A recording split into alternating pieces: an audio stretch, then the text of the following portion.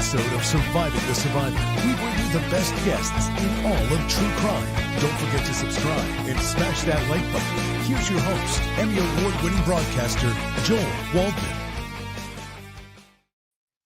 What's up, STS Nation, and welcome to another episode of Surviving the Survivor, the podcast that promises to bring you the very best guests in all of true crime. Today, not only best guests, but special best guests, so we're going to get into it momentarily. But for those of you who were not here earlier, we were covering the Corey Richins hearing. You can catch it on a replay. They only had an audio feed of the hearing, and then at 7 o'clock today, we are asking, where is Suzanne Simpson? Her husband just arrested for her murder, but she is missing. So obviously, authorities have to have something we don't know about that's pretty substantial. So we'll be discussing that at 7 o'clock. But this next hour and change, it's all about Dan Markel and justice for Dan Markel. For those who have been living underneath a rock, it was July 18th, 2014.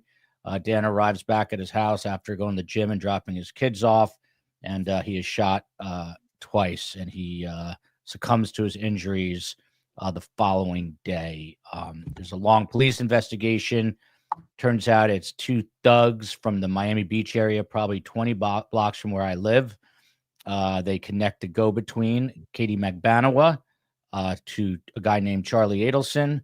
Turns out that Wendy Adelson was married to Dan Markel. Police do their investigative work. Everyone is convicted but the family until November of last year. Charlie Adelson is convicted, spending life in prison, and the trial for Donna, the matriarch of the family, was set to start, and then everything imploded. So got Ruth Markel on the show today. Of course, she is Dan's mother, the matriarch of her family. Ruth is an inspiration to many people, so obviously it is amazing to have her. Going clockwise here, we've got Jeremy Mutz, a one-time prosecutor in Leon County. Now he is in Chipley, Florida. He's a formidable defense attorney. And then you've got Jared Ross, who knew Danny and Wendy and graduated high school with Charlie Adelson. He's got like all the boxes checked and helps run justice for Dan Markel. Before we get into it, which we're about to, there you go. There's a flyer, and you can see right in the center there where she belongs, Ruth Markel. She's going to be speaking at JAFCO. That is in South Florida, Sunrise. It's going to be December 22nd. Ruth, what's the start time? I don't know why it's not on here, but what do we know the start time? The start time of the program is 7 p.m., and you can come earlier at around 6. Okay, 6 o'clock. It starts at 7. Tickets are on sale now. In here, I'll put a link again with the direct link to purchase the tickets. I put it out on social media. You can find it at Podcast STS and on Instagram at Surviving the Survivor. You can see there the handsome guy on the right, Dave Arenberg, a frequent guest and Florida State Attorney, at least for a couple more months. And then I will be moderating it. And of course, Ruth will also be signing copies of her book. You see it there, The Unveiling. So it'll be a very poignant evening. And hope you guys, if you missed it last time around, please come say hello to Ruth, Dave, and myself. It'll be a meaningful evening because it's about meaningful conversation. So without further ado, you know, Ruth, as you know, Steve Cohen and I made the drive up that Donna Adelson never wanted to make, from Miami up to Tallahassee for this trial. And jury selection was supposed to get underway. And then I don't need to tell you, the whole thing sort of imploded. This conflict of interest issue that has been kind of gnawing at the case for a long time, with Dan Rashbaum first having been Donna's attorney, then Charlie's, and back to Donna's. And suddenly, he bails out, and then the judge summarily dismisses Donna's two new lawyers. And here we are. So, I mean, first of all, I don't think people realize kind of the ripple effect that victims, kind of leave behind. So Dan obviously is the true victim here, but the kids, obviously you, how are you doing? Well, first of all, thank you so much for having me. And it's really a pleasure for me to join you and also to meet the other guests online, I guess. Maybe someday in person, but I know Jeremy Metz has been there from the beginning. There's not so many players today who know the first parts of the story like Jeremy knows them. And I think it's good to have that because we do need sometimes and many times that history and the chronology and so forth. And of course, Jared is now the new leader of Justice for Dan, and he's been playing a major role speaking out. And we're very appreciative of his friendship. He has multi friendships, or had. I'll leave that to him to explain. But this is really a wonderful time to be here. And I mean, this was obviously a huge blow to your family. It's not something you expected. I was talking to you in the lead up to the trial, and you were getting ready for it as you did with Charlie, and then suddenly it kind of all just blows up, and there is no trial. I mean, just walk us through how you felt right after that moment where you realized it was not going to move forward, at least now. So I have many expressions to explain the victim experience. One of the biggest one, well, they're not one. The biggest expression is uncertainty and waiting, and I think that does become a lifestyle. Unfortunately, in the victim experience, the fact that the trial was stopped, let's call it altered, who knows, on the first day, uh, was a major disappointment. But I would tell you that it's not as major as where we are now. I think the feeling today of the setback of sort of not knowing what's coming next in terms of the next dates and who the lawyers that will be accepted now. I'm not sure that the new lawyers are yet accepted. I think, and Jeremy can highlight that, I think December 10th might be an experience of where the judge is really going to claim and confirm that reality. So one of the things I describe many times when I talk about the victim experiences, and I use playground descriptions. So we're either on a roller coaster, we're either on a seesaw, or it's a yo-yo experience. I would say now that it's a roller coaster experience, but the fact is we're not up or down, we're in the middle. When you're staying in a park and you get stuck in the middle. So I think that's the feeling right now to really tell you that we're waiting again. And I actually prefer being in the courtroom with all the suspense than being hanging around. So that's where we are right now. Yeah, and obviously I'm going to get to Jeremy in one moment because I want to ask him about the kind of the legal issues that led us here. But first to Jared. I mean, Jared, just tell us a little bit about Justice for Dan Markel, how it came about, what you guys are doing, and how people can help. And again, I'm going to put links into the show summary. Sure. Thanks, Joel. First, thanks for having me. And Jeremy, nice to meet you for the first time on here. And Ruth, always great to see you. And I appreciate the conversations we've had and your support for what we're doing with Justice for Dan. It started as a grassroots organization, really a Facebook page, a community for folks to kind of follow the investigation and the trials. Jason Solomon, who is also a friend of Danny's, started it. And it kind of grew from there for people asking, what can we do to help? What can we do to help? And recently, this year, I was approached by Jason and by Karen Cyphers to come on board and help with the efforts.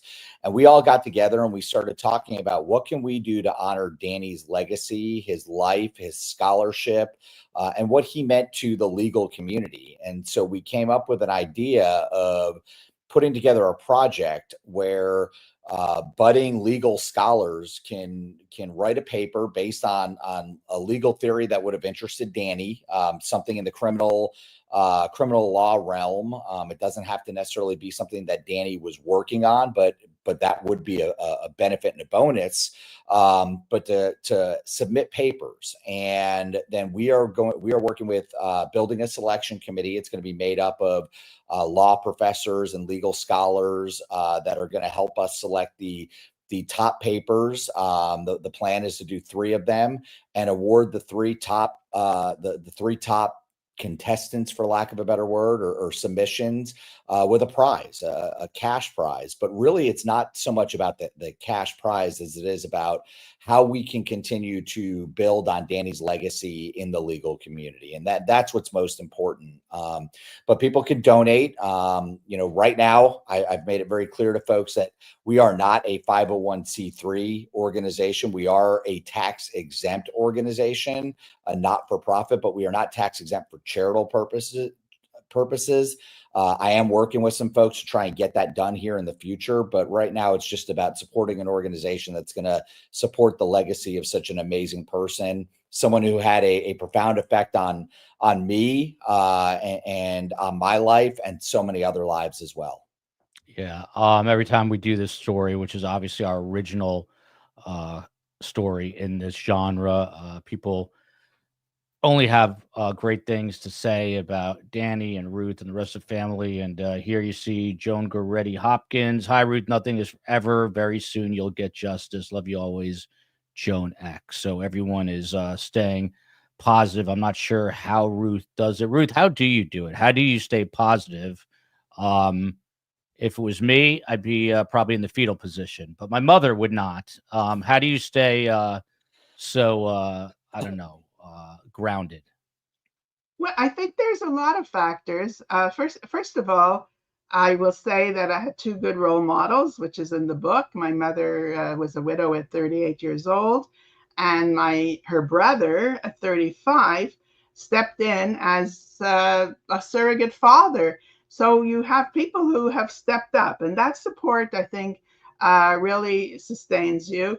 I think, and I'm going to break a lot of hearts here, but I do believe there is some genetics involved in resiliency. It's starting to be shown today more and more. And maybe I've been fortunate. It's Thanksgiving coming around soon in the States. And the Canadian Thanksgiving was a month ago. That's why I say in the States. So maybe I should be thankful as well. But I do want to say something. I did pay my dues, meaning I was in grief. I mean, that's what the book is about. The first 5 years, we're fortunately and unfortunately 10 years in, meaning the fortunate part is you do adapt a little bit. And that's the part of hope. That's what I'll be speaking about, on Meaningful Conversations. Today, I'm doing advocacy work for Loss to Well-Being. This is my new program, and I talk about it.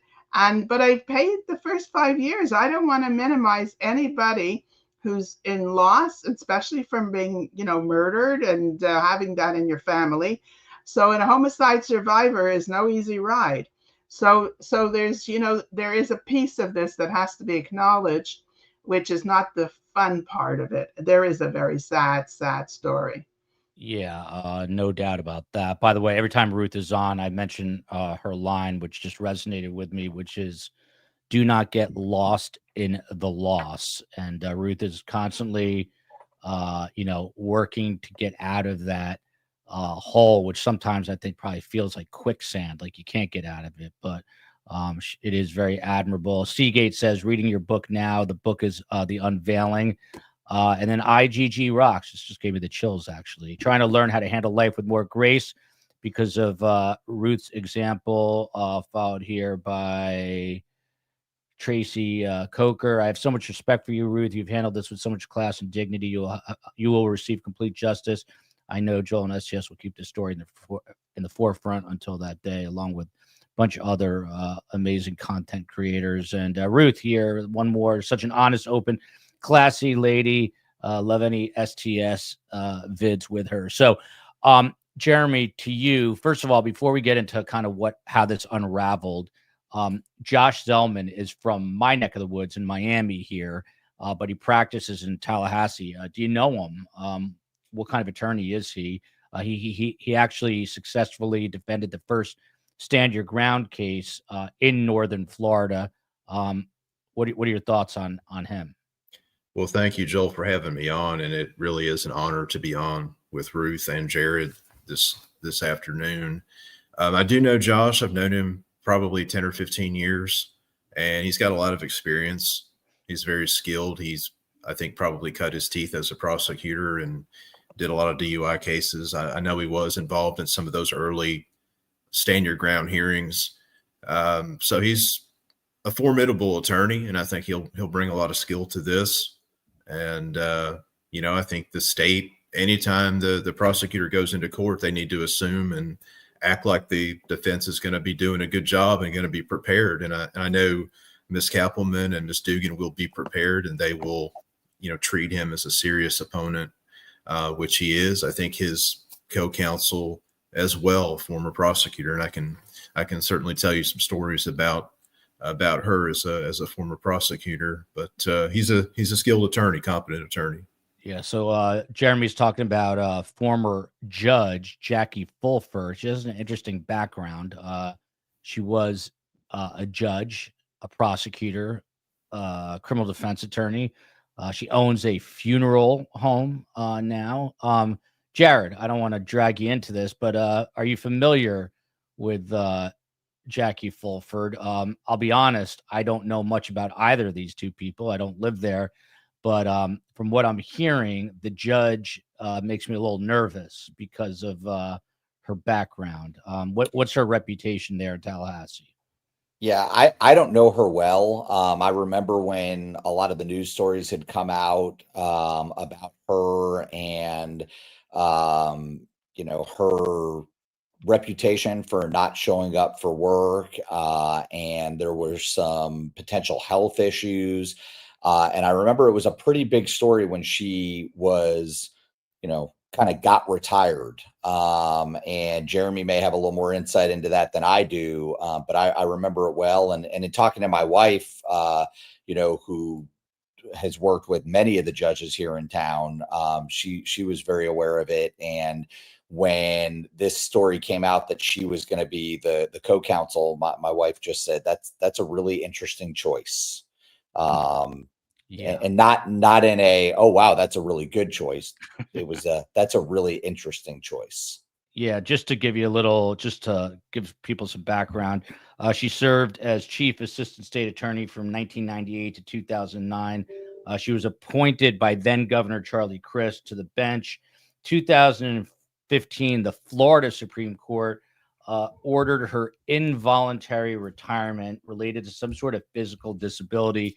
But right at that time, there was a 5-page notice of formal charges filed with the Florida Supreme Court related to her and using her position to influence attorneys and helping the son of her significant other in a domestic battery case. But that never even ended up being litigated, I guess, because she ended up, stepping down from the bench. Ruth, when you hear that laundry list and you know that the Adelsons Donna picked her, what runs through your mind? Because, I'm not sure that all the I's are dotted here, the T's are crossed. This choice worries me. Does it worry you? Well, there's another complication, and I'll ask Jeremy soon. You know that she was the judge when so the estate for Dan Markel went through the court system. So it has to have, so it's Shelly and Phil, who are I don't know what you call them. You call them representatives, right? We have another name for them. So when they were, I guess, selected or confirmed or went through the paperwork, let's call it, she was the judge. And so I'm curious to hear. We have two other lawyers in the room here. I'm not the lawyer. So Jeremy, two questions about that to you, really, and then Jared for sure.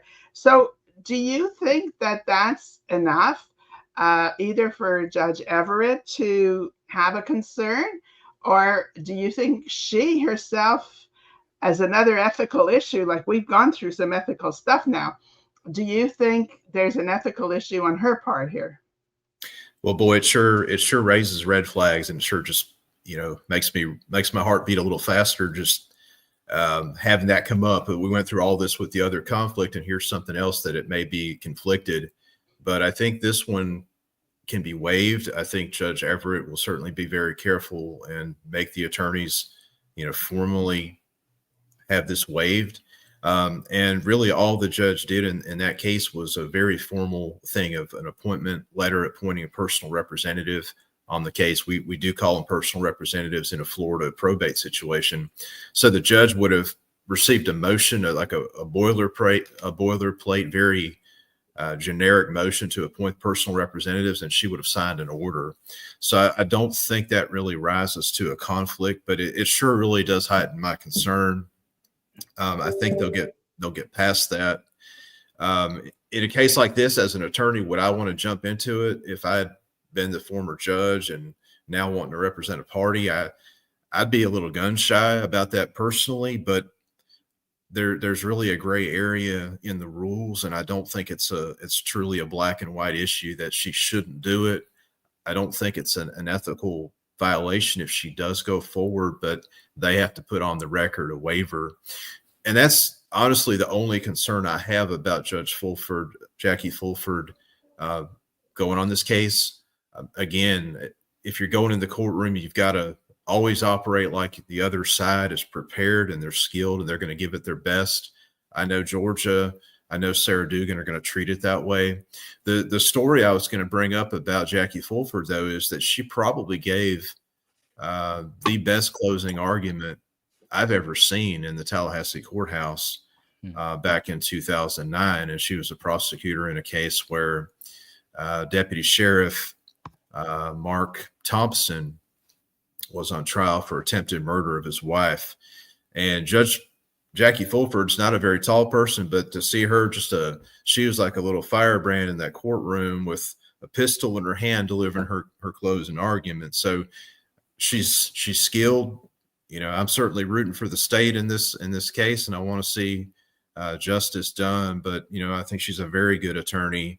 What I saw of her as a judge, I thought she was a good judge in the beginning. I don't know what happened at the end, but I thought she was always on time and early and very attentive. Her early part on the bench is when I was in front of her as a prosecutor and she a judge. But I think she can be very, very skilled and very formidable when she wants to be.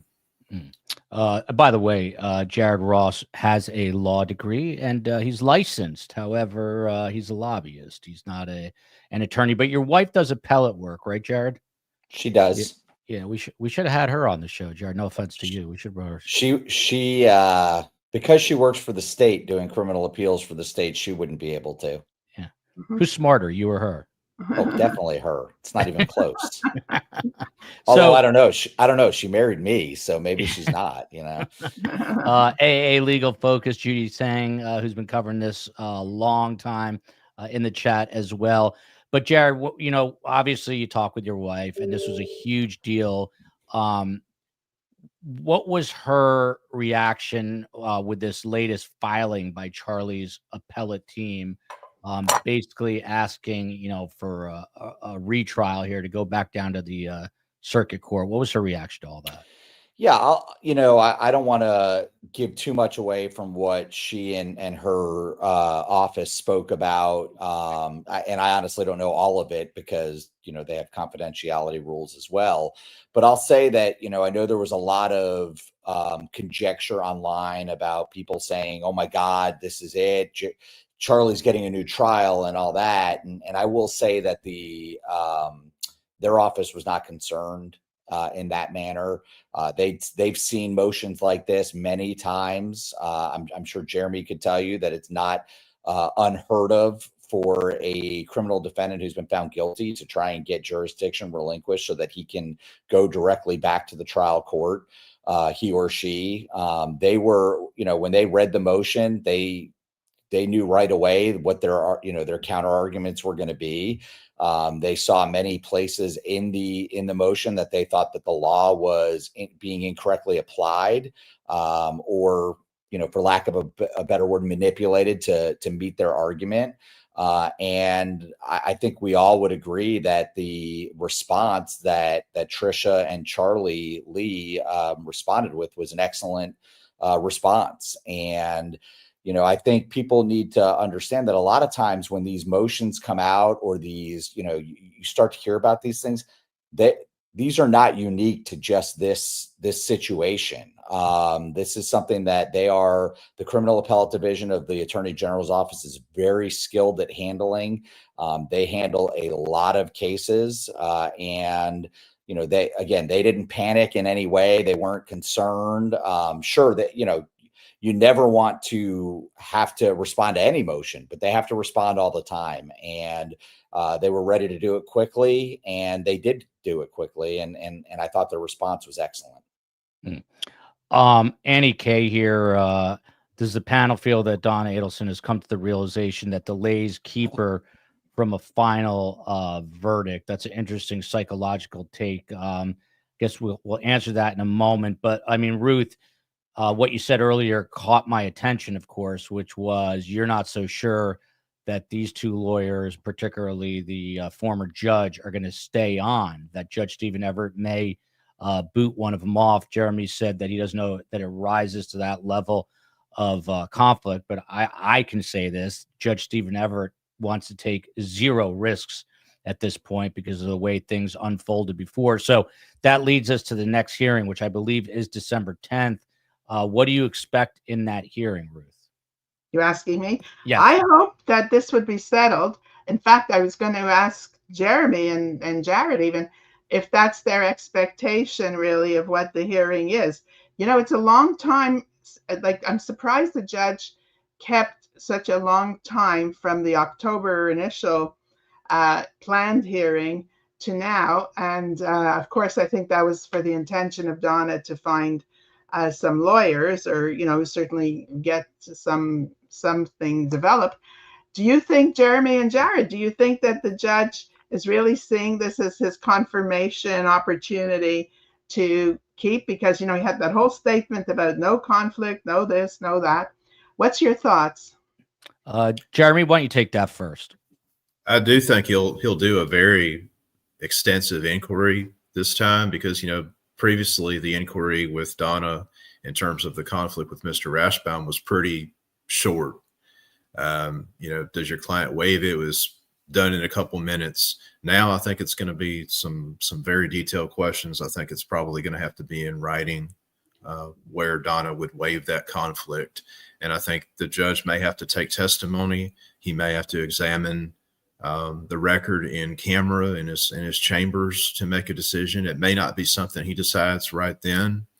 I think he'll be very deliberative about this, but I do want to emphasize that the role that Jackie Fulford would have had in this would not have been deciding anything in the case. She wouldn't have done hearings on probate. She wouldn't have made rulings, distributing assets or anything like that. So I know Mentor Lawyer did a pretty in-depth examination of what the rules are of judicial conduct and conflicts of interest in this case. For me, would I want to jump into something if I had been a judge on any part of a case and then represent a party? I'd be a little hesitant to do it. I know Mentor Lawyer raised a question where Jackie Fulford tried to come in on a case, the Segura case, and there was an issue there where she had been a judge in an initial part of that case, and I think the court had to make a decision whether she could go forward back on that case. That was in 2019. I would want to jump into it, but I don't think there's a black and white that say that she can't. I think Judge Everett will really, really dot every I, cross every T's. That way, when this goes forward, I think he'll be fully satisfied that it's conflict free. And I don't think Donna can use that as a method to appeal this. I think it'll be solid going forward, examining that issue. Ruth, everyone's asking in the chat, and I know Ruth is limited in some areas about what she can say. This is from Bacon, not kosher, I might add. Ruth, How much do you hear from Wendy and the boys? Sorry if asked and answered already. People want to know how Ben and Lincoln are doing. Obviously, this is very difficult. I'll answer that in a minute. Let Jared talk. You see, Joe, we're keeping some fire in the case, which has burning. It's burning this case right now. So, Jared, what's your opinion about what the judge would do? I mean, I agree with Jeremy. The rules of professional conduct talk a lot about representation of clients for conflict purposes, and she has not represented any of the co-defendants or anyone else that was involved in the conspiracy. But I do think, to what Jeremy said, and I think we all agree that Judge Everett is going to be very meticulous this time. And, it's kind of, fool me once, shame on you, fool me twice, shame on me kind of a thing. He is not going to allow himself to be put in that situation again. So I think there's going to be a lot more on the record questioning. I think there's going to be, like Jeremy said, put it in writing, and an open court also. I think he's going to take care of every type of potential conflict that could come up. And I think that's also why he put out, his sua sponte motion or order recently, where he said he wants them to come prepared to talk about any potential conflicts. He didn't want it to be where they got into court and all of a sudden, it was, well, let me talk about this. He wants them to come prepared to discuss what potential conflicts, because, he knows that former Judge Fulford had this probate case, and he's aware of that. And he wants to make sure that that's out in the open. It's discussed in court, and nobody can come back and question the validity of the representation. So Jeremy, this sounds like this is not going to be in and out. This sounds like it's going to be like possibly an all-day hearing. To Jared's point, first of all, how long do you think it goes, and what kind of homework is Judge Stephen Everett doing ahead of this? He's got to be doing quite a bit of due diligence, because ultimately this could reflect, everyone loves, I think, across the board, Judge Stephen Everett, but this could change that public opinion if this gets away from him again. So what do you think he's doing to prepare? How long does this whole thing last?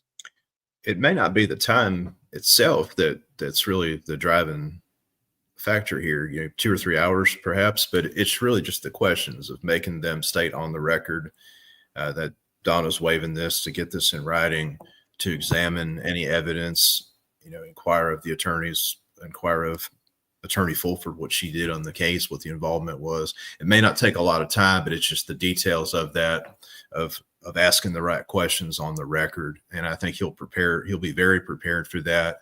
He has law clerks at his disposal. He's very bright himself in terms of researching what the law is that's applicable to this. And he's going to have everything ready to go and to conduct this hearing. And to be fair to him and be fair to the prosecutors, this is really a once in a lifetime thing for most attorneys in Florida. If you look at the level of complexity of this issue that they got hit with, and really they got hit with this, and it's really so, I hate it for the judge and I hate it for the prosecutors in this, because there are a few cases in Florida that are that complicated. You could look at maybe the Mark Thompson case that I mentioned involving law enforcement.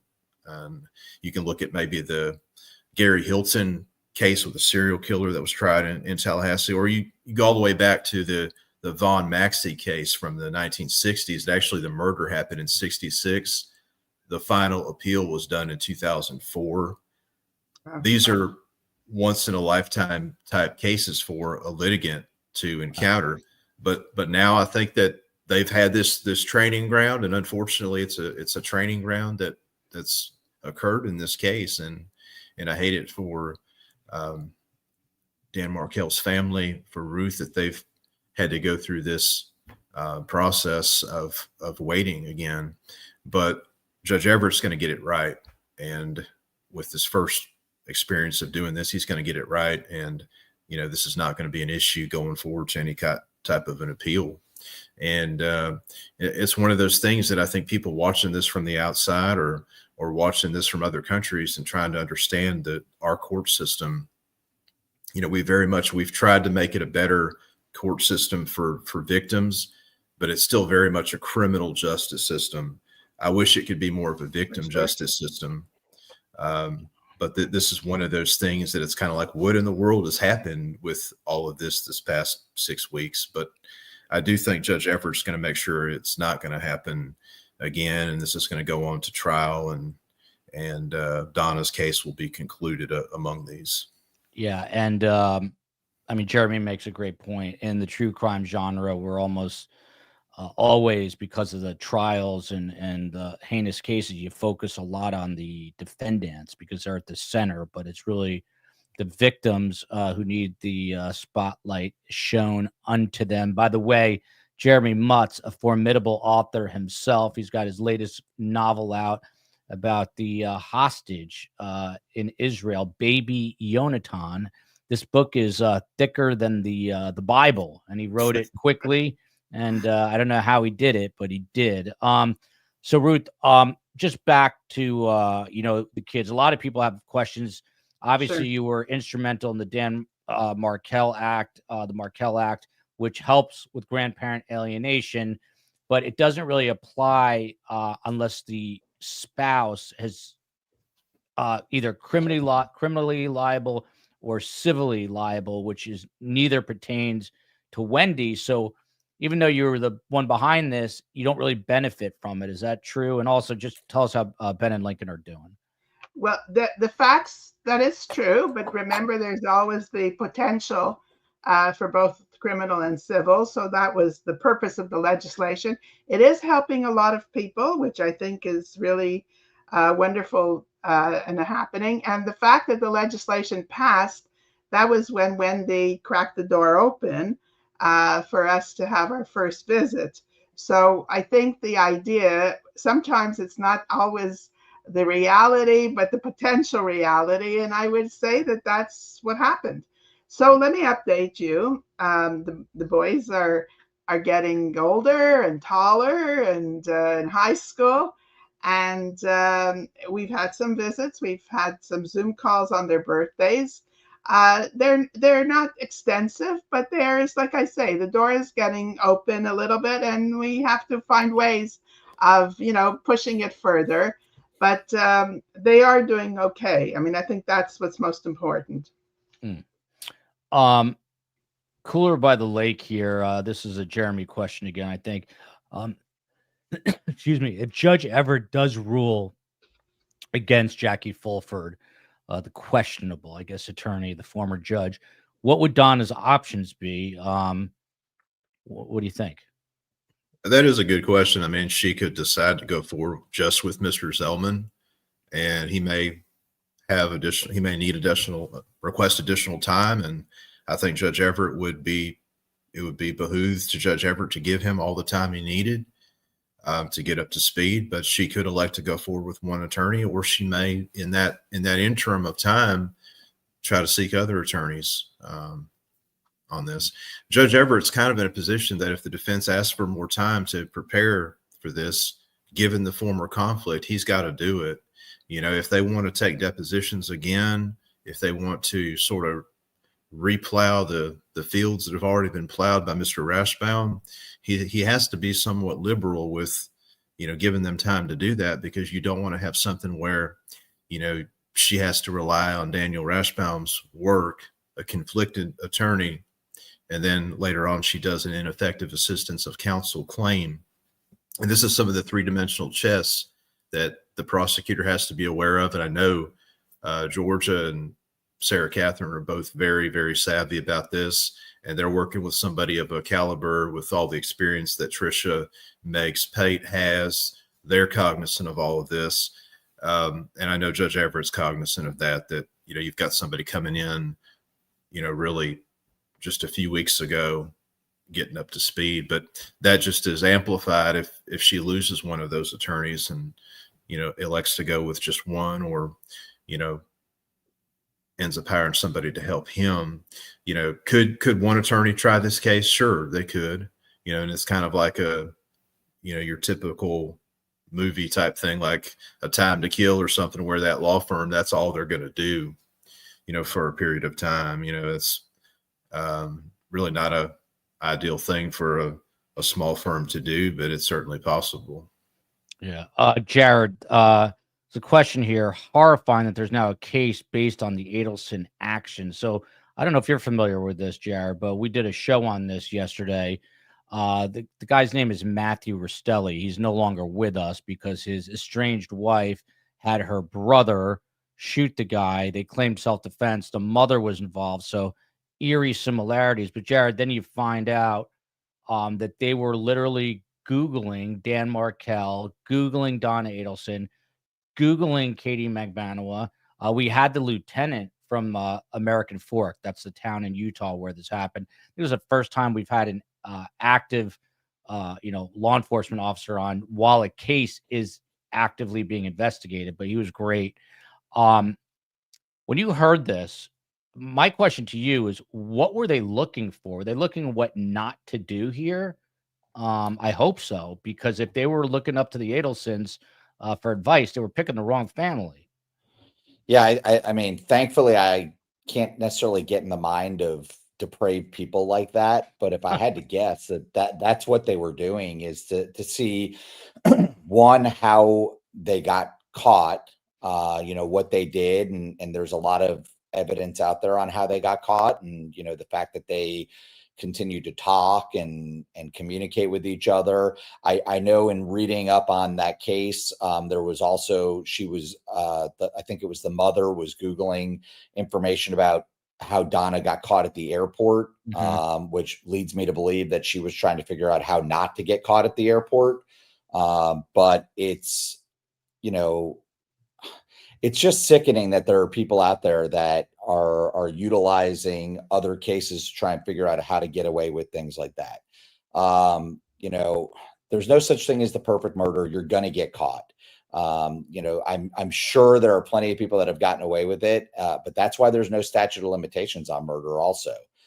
Because technology advances, there are crimes that were committed well before DNA was able to be analyzed. And now people are getting convicted based on, stuff that happened in the 60s or 70s. But now here in 2024, we can analyze DNA. And so, I mean, the moral of the story is not try and figure out how not to get caught. It's don't do it. It's not worth it. And the worst part for me is when I read it, was one, thinking about their stupidity, but two, thinking about Ruth and Phil and Shelly. And, they see that, and we have Ruth here, and I'm sure she could talk about it, but it scrapes open wounds that, just make me feel awful. Yeah, 100%. I asked the lieutenant, why do people do these things? He basically said it's just, number one, human nature. Number two, no one's thinking 1 foot in front of them.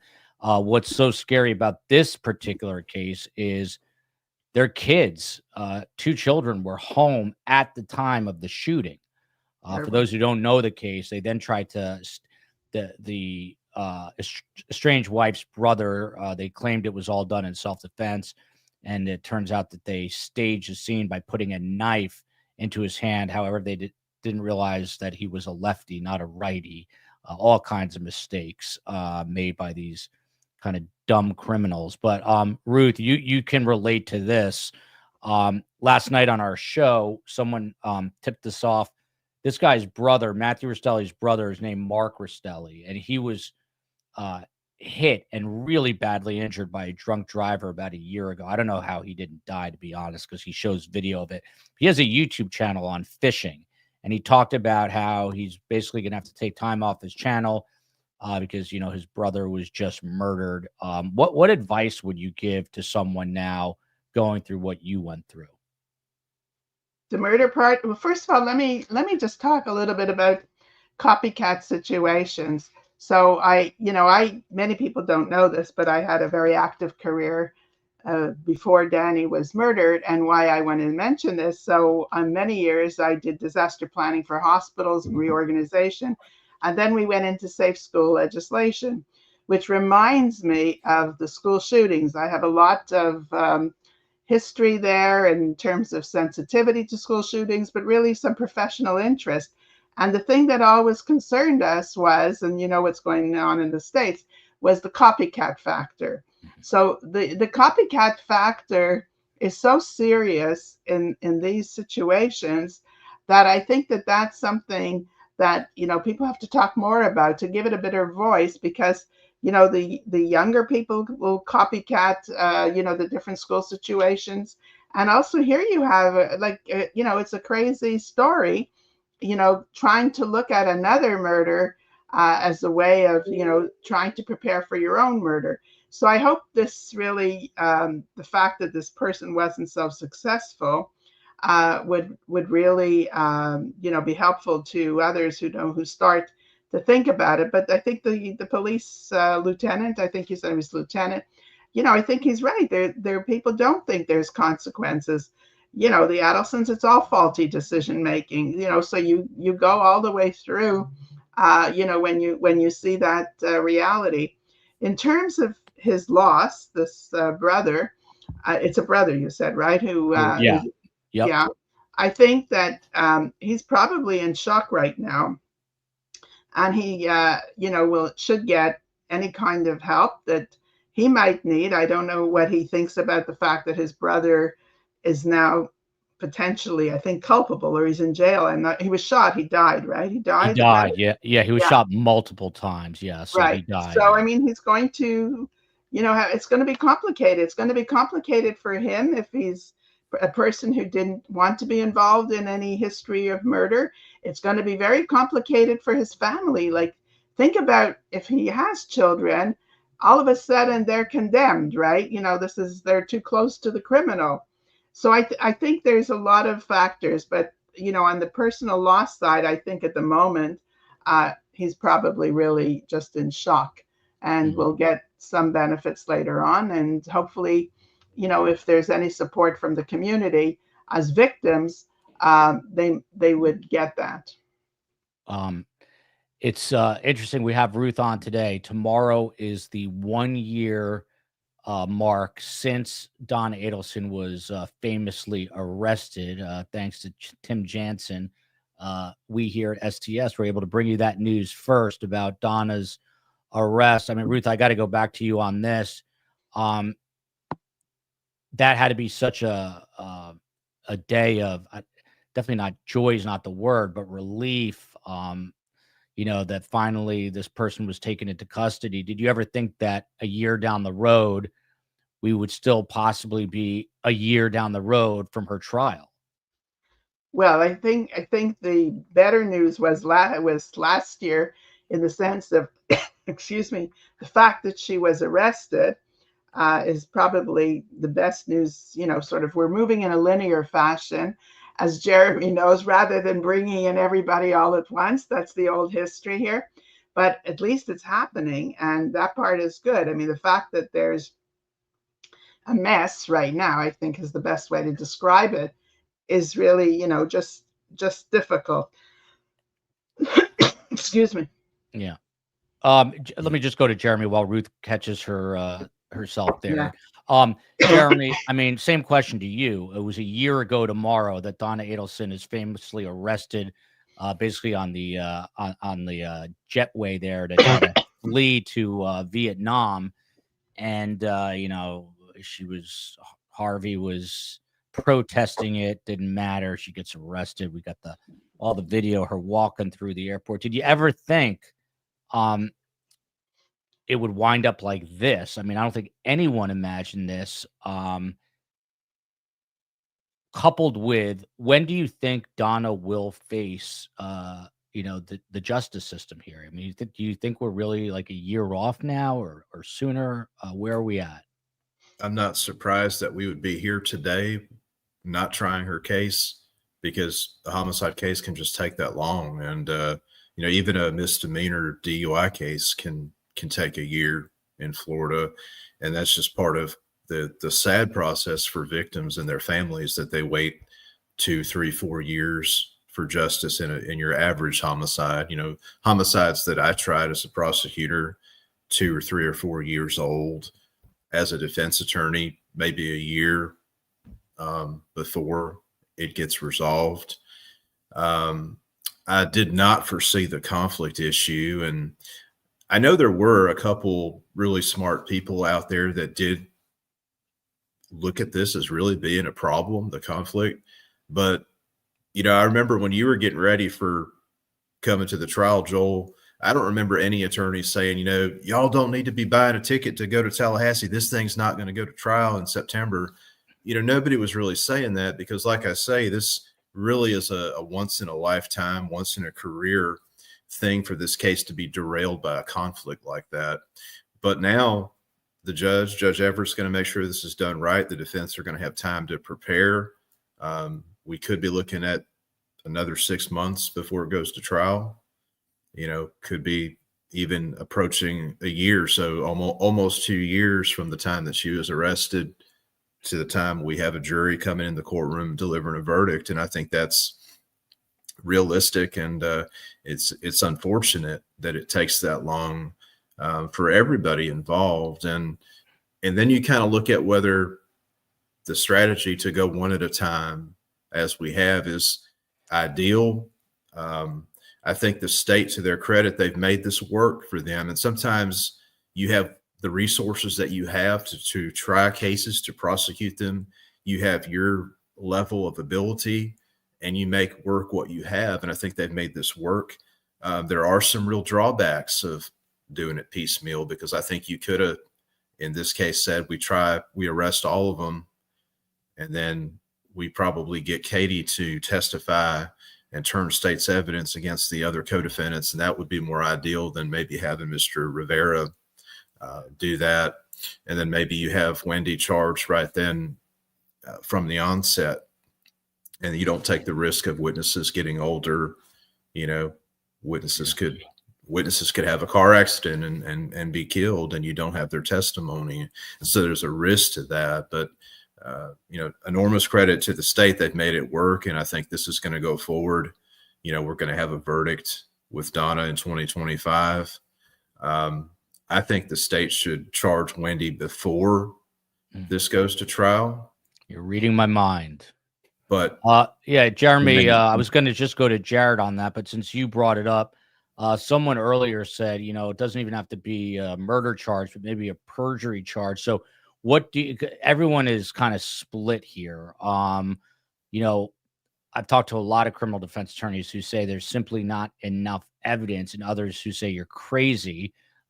Just the fact that you drove by the crime scene that morning, the whole Geek Squad thing, a bunch of other issues.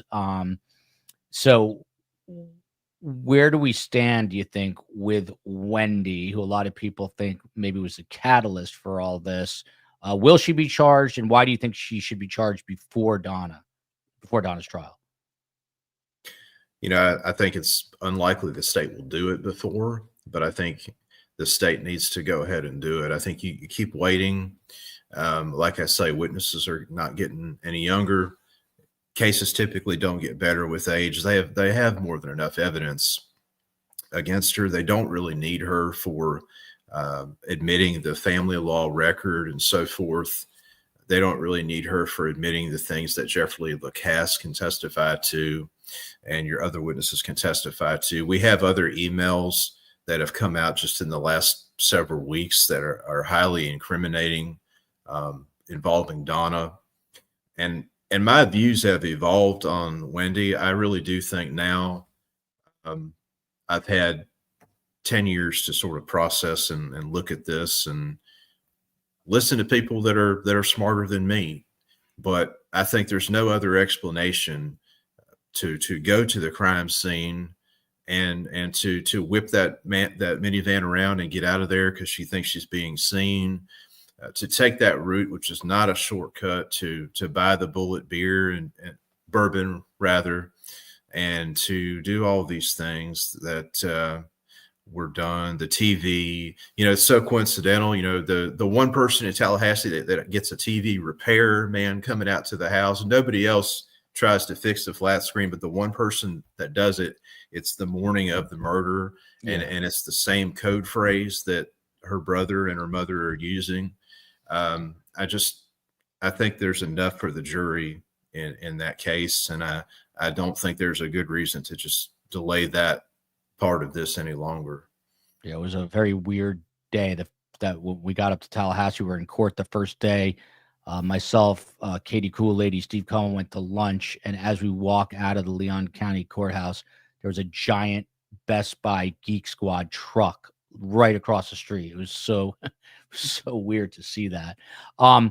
Jared, to you, look, you knew Wendy. There's no doubt in my mind, zero, that she knew about this and was involved in this. I think the people of Tallahassee would like to see her in custody. What do you think happens here? Yeah, and this, me speaking personally, not on behalf of Justice for Dan or anything like that. I mean, I agree with what Jeremy is saying. There's when there's so many coincidences, it's not a coincidence. And I mean, I could go through a rundown of a lot of the things Jeremy just spoke about, but also some other things. But I just think at the end of the day, when it's obvious, it's obvious. And I know there's not necessarily direct evidence, but circumstantial evidence is evidence nonetheless. And when you have a totality of the evidence, that can be used to prove guilt. And, I obviously understand it is a very difficult situation. You get one bite at the apple when you're a prosecutor. If you don't prove guilt and someone is found not guilty, then they go, they can't be charged with that crime again. And there's a lot of, other considerations here too, not just, about her, but, the ripple effect that would have on others. But at the end of the day, you don't let someone get away with murder. And that's what it comes down to, in my mind, as someone who, knew these people, and just know what when everyone is like, she seems very manipulative and very, into herself. Hindsight's 2020, and I have the benefit to go back and look at a lot of conversations I had with her in the past. But yeah, I mean, that's who she is. And that's who she was and who she is still. By the way, she defriended Jared on Facebook. How dare she? But Jared, I am totally okay with that. I'd rather be friends with Ruth than I am. I don't know if I'm friends on Facebook with Ruth, but I'll have to friend her. But Jared, yeah, I mean, it's kind of crazy, obviously, that she's walking around, that you knew her, and here she is. It is kind of stunning all these years later. Some people have proposed, why not get Wendy, Donna, and Harvey, Jared? But it seems like a tough ask, and it just hasn't been the pattern with the SAO, the state attorney's office. Do you think that and we could ask Jeremy this too, but Jared, do you think that is a possibility, that they just try to kind of expedite the process in getting the Markels justice by doing this in one fell swoop? Or is this just wishful thinking? I mean, it's always a possibility. One of the things that I'll fully admit is we don't know all the evidence that they know. There are certainly things that I'm sure Jack and Georgia and Sarah Catherine have that we don't know. And like Jeremy said, they're doing this how they feel it's best to be done, and it's been successful.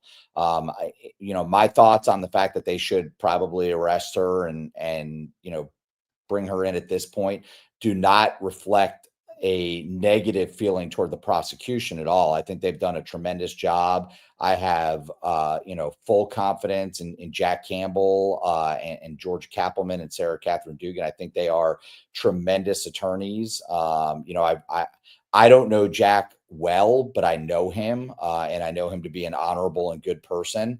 He is someone that is very well respected in this community. And he has done a great job as our state attorney, and the folks that a lot of folks have criticized him online, but they don't know him and they don't live in this community, and they have not seen the good things he's done. So while I would love for it to go the way that you just described, where they bring all three in, I'm going to trust that they know what they're doing and they know what the evidence they have and the best way to do it. Yeah. Jeremy, this is a good question that I did not follow up on, which I should have. But what are the new emails that Jeremy referred to that were released in the past few weeks that incriminated the Adelsons even more? Can you tell us what you are speaking of? What I was referring to is the email between Charlie and Donna, where they're sort of spitballing about right after the murders. Well, maybe they'll think it was drug dealers. A drug deal went bad, and they went up there and did this because of that. And so that just directly refutes the whole double extortion thing, and really just makes it very clear they're in the know of what's going on in this. They're involved in it. And now they're just sort of saying, man, it's great, that maybe this will throw them off the trail, that law enforcement, those dumb cops in Tallahassee, they're going to think, it was drug dealers, and a drug deal gone bad. And I feel like that's a very incriminating thing that we didn't know before. We didn't know that up until. It's a great point. Yeah, it's a great point. They said it was a drug deal gone bad. And, the implication that Dan was doing drugs, which is pretty ludicrous if you knew the guy. But Ruth, Dan Rashbaum, I've had him on my show. I think it was the only show that he's been on, and didn't go very well for him. And he didn't do a lot of media. And then this didn't go very well for him. If I was in your position, there's a good chance I'd be cursing the guy out under my breath, at least. Do you have any feelings one way or the other towards Dan Rashbaum, who was kind of at the center of all this, and we haven't heard from since, other than that there's some kind of inquiry opened at the Florida, State Bar? Well, I would support that. I think that's the most important place to start. And I'm not sure how we heard little pieces here and there. I don't really know what the status is, what their responsibility is to report to the public. Our legislation here is quite specific, in terms of the scope and practice of any of these colleges. We call them that. And that's, it's a public service in terms of healthcare and other types of disciplines. So I just hope he gets disciplined according to what the American bar or your legislation is. I'm not sure it goes, I think it's by state, right? So it's it would be the Florida bar that would be responsible for reviewing his case. I think the situation really needs a very, very thorough look, and it has implications, for everybody. And by the way, because of Dan's, work in academic spheres, I get a lot of inquiries now about, this case where it's at. It's a law school gem. If your lawyers, both Jared and Jeremy, they like, where are you ever going to find this kind of stuff, to put on on a case, to put on an exam? So there's a lot of interest now, like not the criminal processes we're involved in it, but really this surge of academic interest right now in terms of these new issues that have just come up. We heard Jeremy say it's probably one of the top 3 most complicated cases in Florida, or at least North Florida history, maybe. But TC here, it's almost impossible for me to believe that anyone would think Wendy was not involved in her mother and brother dreaming this. I mean, it's when you put it that way, it's just almost laughably absurd. But Jared, have you been able to find anything out? I mean, the rumors or reports were that she has moved to Austin. She's got a boyfriend, some guy named George. What do we know, if anything, about her current whereabouts? I've just heard that she has moved out of Florida and is living in Texas. That's all I know. But I'd rather not talk about that, publicly, just because she does have custody of the kids, and I'd rather their privacy be respected on that. But yeah, what I've heard is she's not living here. Yeah. I don't know. It's kind of concerning, but I'm sure Jeremy will say this too, that if they want to nab her, I'm sure they're going to be able to track her down. Obviously, the further south you go, you worry someone's going to cross that southern border. But from Charnay in South Africa, a friend of the show, always here, often here. Jeremy, as you know, Donna's new lead attorney. Do you think he is capable of exercising an effective measure of influence over Donna regarding still the ludicrous double extortion defense. I mean, are they locked in now, or do they have the freedom, and will he take them in a different direction? That's really a good question, and that's probably the number one difficulty of any lawyer is just trying to give your best advice to the client, and they may not be receptive to it. And it's doubly hard when you've had another attorney, you're coming in, you're the second act on this case, and you're trying to overcome what's gone on up until now. And I think part of the problem that may have been present, it was that dynamic that, if Rashbaum, whether he was serious or not, or straightforward or not, he thought of Donna as a mother figure and she thought of him as a son. Well, that's not great for an attorney-client relationship, because you're going to have to give painful advice to her and say, this is not going to work for you. You're going to get life in prison if we lose. And you have to have really frank conversations, and you have to really just sit at a table with her and go through what might be the best defense for her. And her best defense may be something markedly different from the double extortion. It may be to feign ignorance. It may be to implicate Charlie or Wendy further, to step back from this. And there's some other things that I could think of. I don't really want to give those out. I wasn't even going to go there, but now that you mentioned it, I mean, do you think the possibility of a flip by Donna on either Wendy or Charlie has become that the odds of that have become greater as she spends more time locked in that awful jail cell where she belongs? I don't foresee that, but you can still do a defense where you're essentially hinting that other people were involved in this without coming out and actually going state's evidence, and that's done all the time, where you could try to throw the blame to another co-defendant or somebody who's not charged. Or, I could think of another way she might go. I really don't want to give this idea to them, but there are some other things that could be done to take the onus off of Donna and to make it where she was not a witting participant in this, without actually testifying against her daughter, her son. I just don't see her doing that. Could Wendy possibly do that if she were charged and told, you're going to get life in prison potentially? If you testify, you're going to be out, on probation to be with your kids. Could that be an incentive? Could they do that? Mm-hmm. And that's, all these things are possibilities.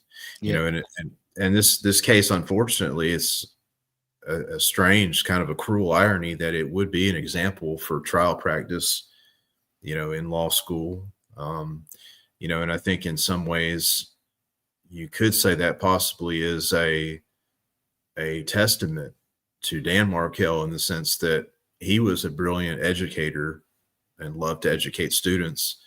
This case now could be something that could educate future lawyers in ethics and conflicts and even trial practice and strategy. I think that's maybe a testament to him. And, some of the things that come out of a case, a lot of painful things come out of a case. There are some, maybe some things that can help others that come out of this ultimately.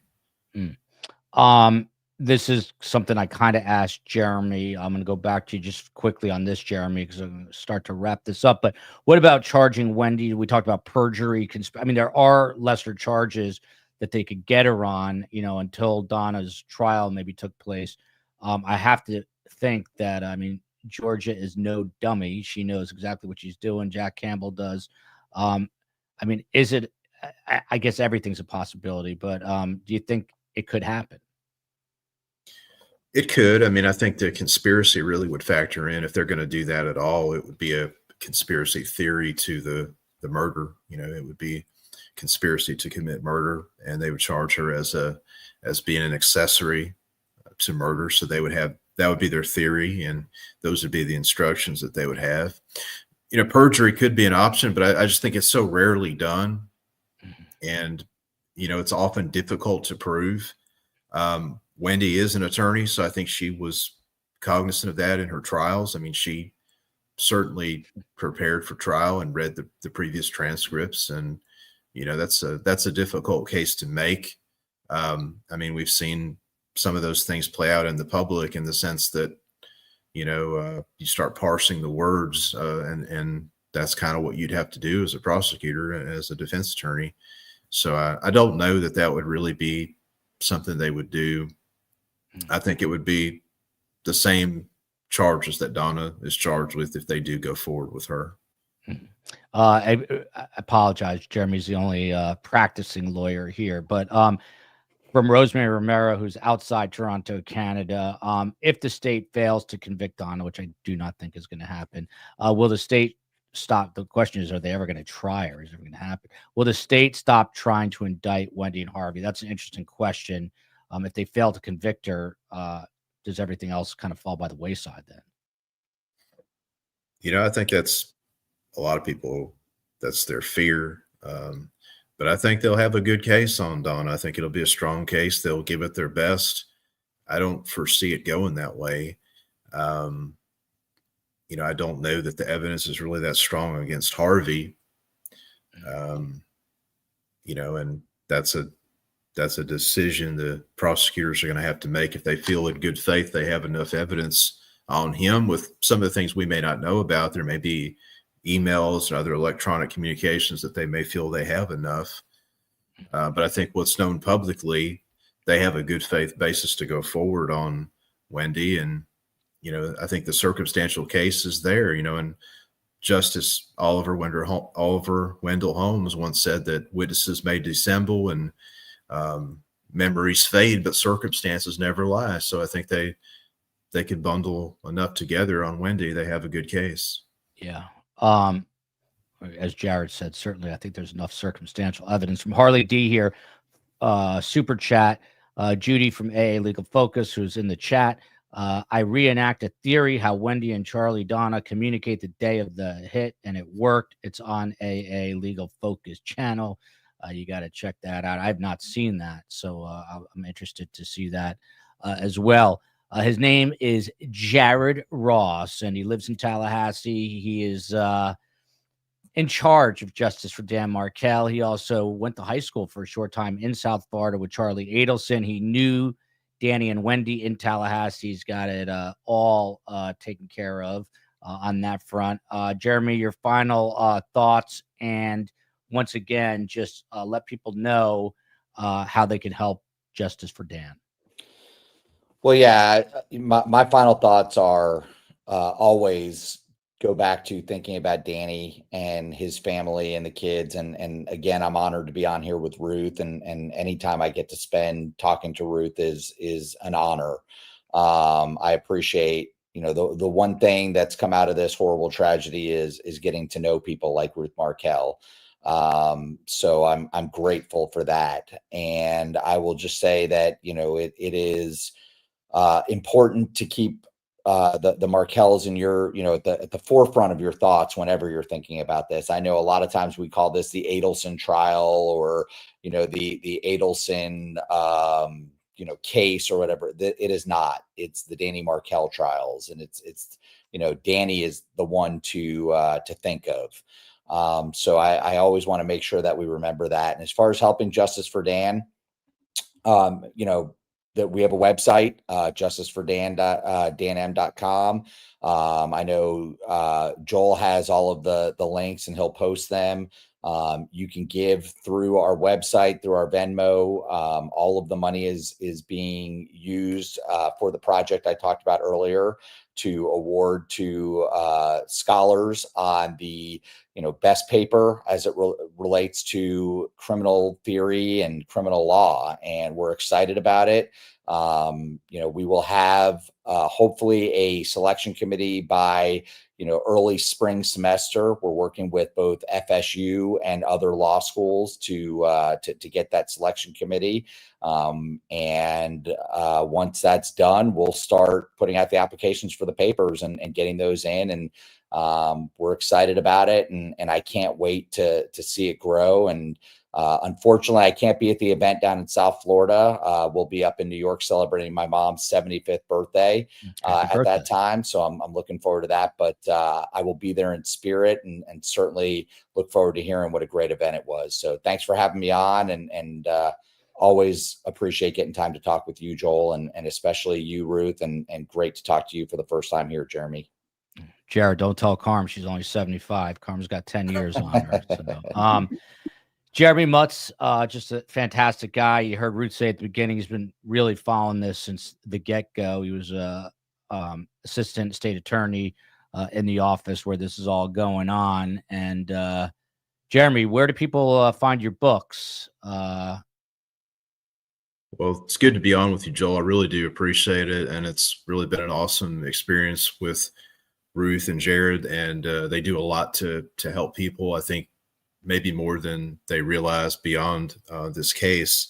I have published 3 novels. They're on Amazon. The latest is Baby Jonathan with a Y, about the war in Gaza. And then 2 murder mysteries, Don't Call It Murder and The Chance I'll Take. And they explore some of these issues as well, with the impact of a homicide on the loved ones that survive the victim. And it's from the perspective that I saw, working with victims of crime, and tried to bring that to stories that tell how they feel and what they go through. So I really do appreciate you having me on today.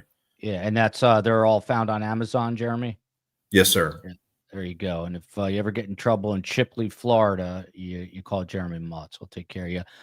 Ruth Markel, the sun is setting in Toronto, the northern hemisphere there, where it gets cold, and you're getting darker because we got to get you a ring light, Ruth. COE will send you a ring light, Ruth. She will take care of you. Abby Crossing here says, would love to hear more about how Ruth is keeping her strength during this difficult time before trial. I think everyone wants to know how you remain so strong, because I think it inspires them. Before you answer that, again, Sunday, December 22nd, JAFCO in Sunrise, Florida. Ruth will be there in person, signing her book, The Unveiling, and speaking about meaningful conversations. Dave Arenberg will be there as well, and I will be moderating it, and we'll put a link in the show summary. Make it easy for you to click there and get tickets and come say hello to Ruth. I know it helps her when she gets the support. But Ruth, as always, you and my mom get the final word. Carm and Ruth have become friends, and I call Ruth my adopted Jewish mother, because she bosses me around like Carm sometimes, and we love it. But Abby wants to know how you're dealing with all this, and your final thoughts, Ruth. Well, first of all, thank you. And in the spirit of American Thanksgiving, I do have to express a lot of gratitude, and certainly tonight with Jeremy and Jared. But there's a whole big community, and who have supported us, and all the outpourings and the right times, and now support in a much more general, favorable type of a moment. I will say that one of the things that helps me, I moved, and I think that it's important. I sort of said it earlier, but I want to make it specific. I did start out to grief, and from grief I went to advocacy. Then we went to the Markel Act, and now I'm on the advocacy for, movement from loss to well-being. So we know now that there's always been post-traumatic stress. You can imagine what's going on today in all these war countries and everywhere else. And so there's also a movement, though, and this is where I'm really enhancing that belief system, in post-traumatic growth and change. And I think that this opportunity to recognize that you can be in pain, in severe pain and trauma pain, but as time goes on, you can also, I don't want to say you heal it. This is not going away. I don't want to fool anybody that these wounds are not there, but there's a way of working and coping. And that's a little bit about what the meaningful conversation is about. So it's the conversations with yourself that I think become the important part, because we're most of you know this, a lot of our self-talk is negative. So we have to edit our self-talk. So that's an important part of it. Sorry, Ruth. I'm just laughing because today Carm called me screaming because I whined to her. I have bad dreams every night, and she was yelling at me to talk positively to myself before I go to bed, Ruth. And you just said the same thing, so that made me. So there we are. Well, I'll tell you outside the show, Joel, a couple of tips when you come to the program. All right. By the way, Toronto is an amazing city. Carmen and I were up there, and I'm looking forward to getting back up there. Elenator says it best. Ruth is an inspiration to everyone. Not sure how, but I'm going to do a third show today on Suzanne Simpson. She is the missing mother out of the San Antonio, Texas area, married to a guy named Brad Simpson, who's now in jail on murder charges, but they have not found Suzanne. So we're going to be doing that again tonight. Huge thanks to the panel. Jared Ross in Tallahassee, Jeremy Mutz in Chipley, Ruth in Toronto. Love you, America. Love you, everybody. Justice for Dan Markel.